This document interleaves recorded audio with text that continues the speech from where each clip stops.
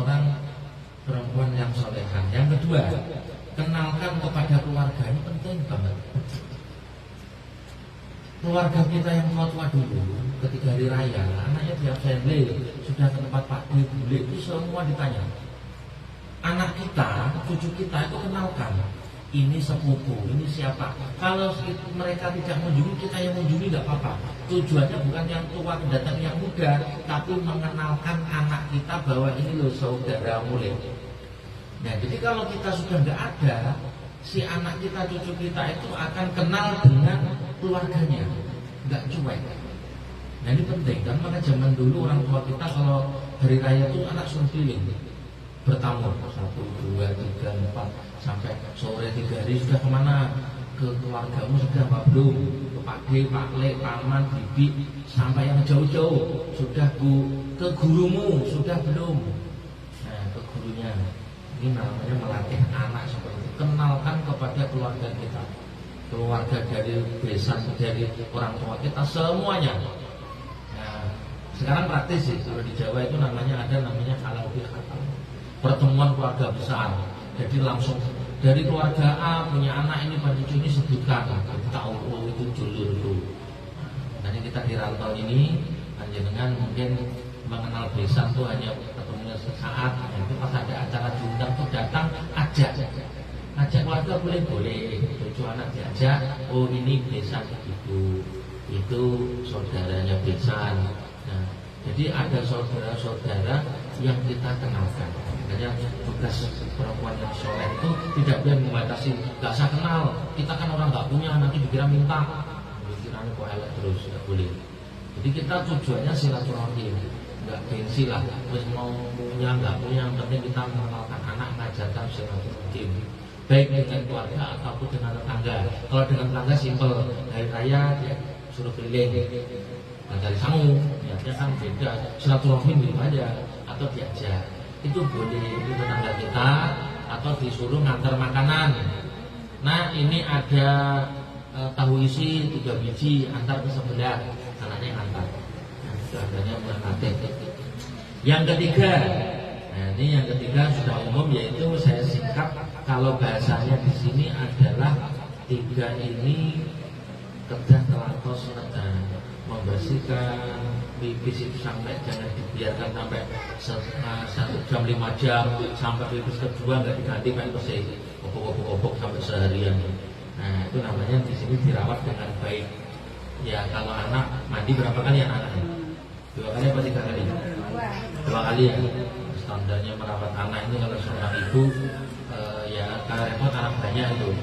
Anak banyak gampang langsung kopiok disiram darah gitu. Maksudnya apa? Sampai gede pun meskipun tidak memandikan anak, mulut ini ada cucu, ada anak ngomong mandi, sudah jam 5, setengah 5 kok anak belum mandi. Itu seorang nenek, seorang ibu harus maaf ya, cerewet, mengingatkan mandi nak, sholat asar, jangan didiamkan. Itu sekarang saya ngumpul tuh 4 orang dari Jombang datang, dari Panu datang. Jadi kalau sore jam 3 nih sholat dulu apa mandi dulu. Kalau dia mau sholat dulu, wudu sholat, nah mandi sebelum jam 5 harus sudah mandi semua. Ibunya jadi mantap. Itu bagus. Karena apa? Saya untung coba kalau istriku saya diem nggak ngingetin, anak jembahnya begini, ngumpet saya. Tapi kalau seorang istri yang sudah awalnya pendiam jadi ngomong luar biasa, itu memang nggak apa-apa. Sudah laku nih. Nah, jadi merawat dengan baik. Yang keempat, untuk menjadi wanita solehah kepada anak, yaitu memberikan mainan yang manfaat. Ini bahaya sekarang ini HP di memberikan manfaat mainan itu. HP misalnya anak masih di bawah 5 tahun disuruh pegangin terus diem. Nah, ini bahaya, matanya bisa rusak. Dia emosinya, anak kalau sudah banyak HP mesti nggak stabil. Dipanggil bentak, ditegur ngamuk. Nah, ini psikologis untuk yang ngajar-ngajar di SD ini sangat tahu situasinya. Anak itu kalau dibiarkan, ditegur marah, itu udah bahaya. Makanya mengalihkan perhatian ini nggak mudah, karena zamannya Bu, zamannya itu sudah luar biasa. Kita mendidik anak ini dengan akhlak-akhlak yang standar itu agak sulit. Makanya ya nggak apa-apa, seorang ibu itu agak pokoknya sering ingatin, sering. Jadi tidak boleh kalah, nggak apa-apa, biar aja daripada nangis. Ibu ya, akhirnya anak pas umur 2 tahun pun dinontonin HP sampai itu nggak boleh. Jadi ada aturan, hanya memberikan mainan yang bermanfaat, berkepentingan dolanan dolanan yang sifatnya melatih kecerdasan, bongkar pasang, ataupun mainan yang kira-kira anak ini telaten. Kan hal kecil, Lego bisa. Anak saya itu apa? Saya buatkan kapal-kapalan bebek. Zaman dulu itu kan kertas dari kapal, bebek, kodok, rempek, udah seneng dia. Nah itu mainan bapak dia zaman dulu. Bapak dulu bisa bikin mobil dari itu kulit jeruk. Ya mau dimelas. Jadi itu sebagai gambaran mainan yang pada sesuaikan dengan umurnya. Yang kelima, ini hal kecil tapi kadang kita membiarkan. Jangan membiasakan anak menerima apapun, kegiatan apapun dengan tangan kiri. Harus dengan tangan kanan.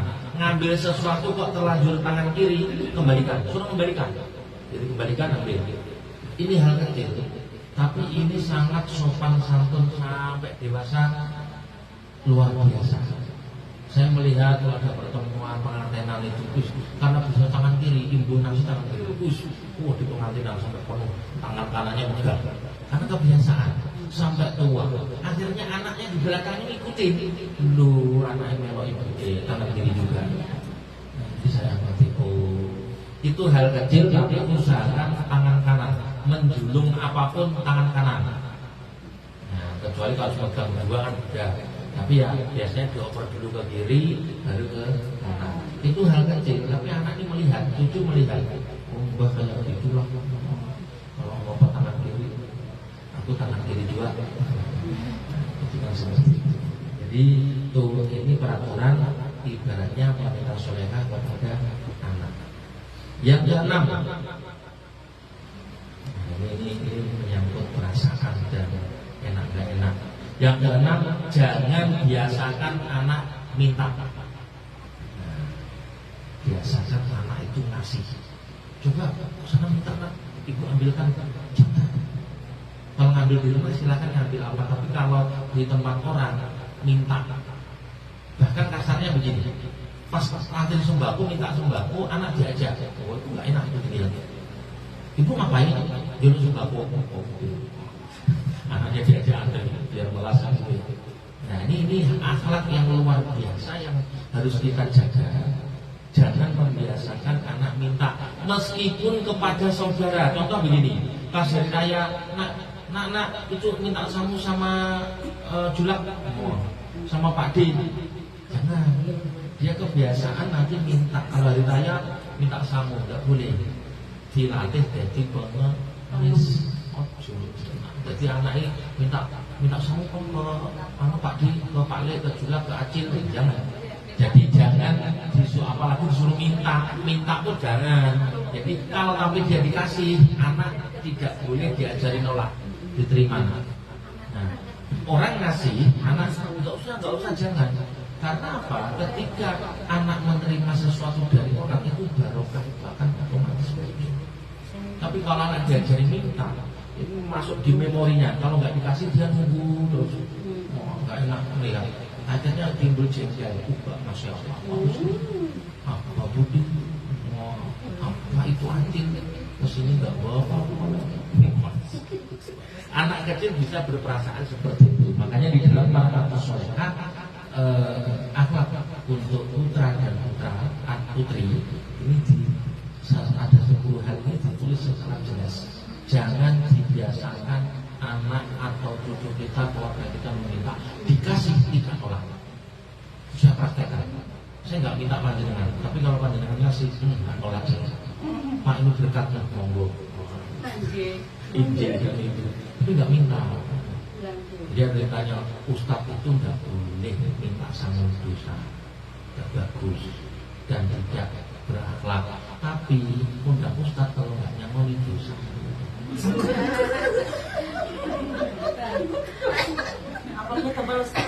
misalnya begini, diundang ke Papua, Papua satu, ngaji di sana, terus kemudian geser ke Mentaren, saya alhamdulillah Ustaz pakai. Nah, pas sana nggak disaponi, sampai sebelum Mentaren minyak mobilnya habis. Nah, akhirnya nggak ngaji ke Mentaren, dosa.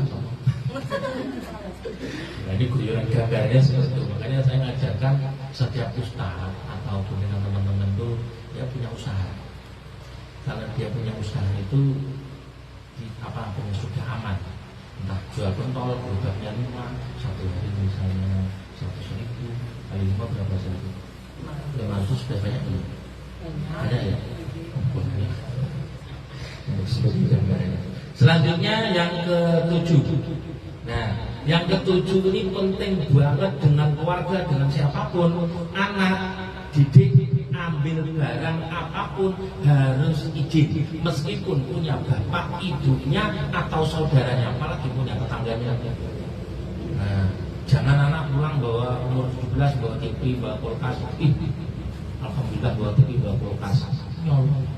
Nah, maksudnya apa? Sejak meskipun ngambil 1.000 rupiah dari uang sampean, itu anak ngomong izin. Ngambil makanan yang sudah dijatahkan, nah saudara yang banyak itu kasih. Tapi kalau dia mau nambah, ibu nambah, nah, itu komunikasi. Ibu minta bunga. Jadi tempat saudara pun diajari ngomong dulu. Ini latihan. Ini biasanya terjadi anak mulai di usia 3-5 tahun sampai seterusnya sampai gede. Itu kalau sudah terlatih, dia mau ngambil apapun pasti ngomong. Biasanya pusat informasi, departemen informasinya itu ibu. Ibu bolehlah minta itu. Anak itu akan terlatih. Tapi kalau biasa dia ngambil apapun di rumah nggak ngomong, di tempat orang pun dia terbiasa. Nah ini nggak boleh. Jadi marhatus sholehah yaitu melatih anak, jangan membiarkan anak mengambil sesuatu apapun tanpa izin. Ini pendidikan dasar kepada putra putri kita yang di rumah.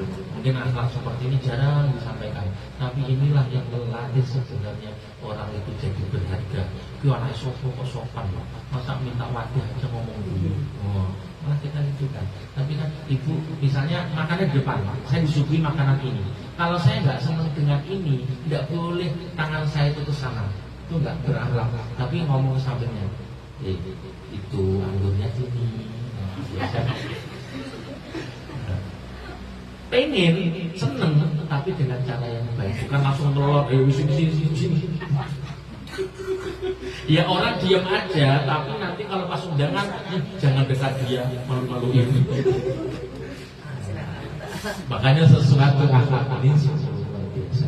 Yang ke-8, marhatus sholehah mendidik anak adalah kalau anak lagi kelahi dengan siapapun jangan dia dibela.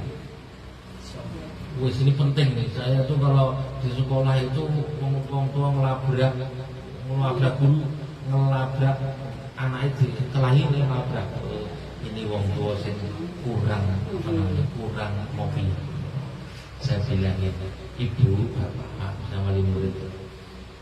Anak yang dibela entah salah atau benar itu di luar itu dia akan menjadikan dia sembarangan dengan siapapun. Tapi kalau dia tidak dibela, kalau dia pun benar, aku begini kan ibu bapak ini anak yang baik adalah anak yang sabar, memaafkan. Bukan anak sobo, bapak bawakan parah. Anjir belum bayar. Cipes. Bahaya. Makanya seperti ini adalah ini sejak kecil, sejak usia dari rumah. Misalnya mainannya rebutan, pulang. Ibu aku pingin ini, nggak apa-apa. Ayo ibu ambilkan ayo, kan gitu diantar. Siapa tadi? Itu kalau nggak ibu, nggak mau itu marhatus sholehah, nggak bisa. Ini hanya orang yang betul-betul hatinya luas. Jadi tidak membela anak ketika dia berkelahi itu nggak langsung dibela, cuma diluruskan boleh. Nah, tapi kalau langsung dibela, jadi di situ.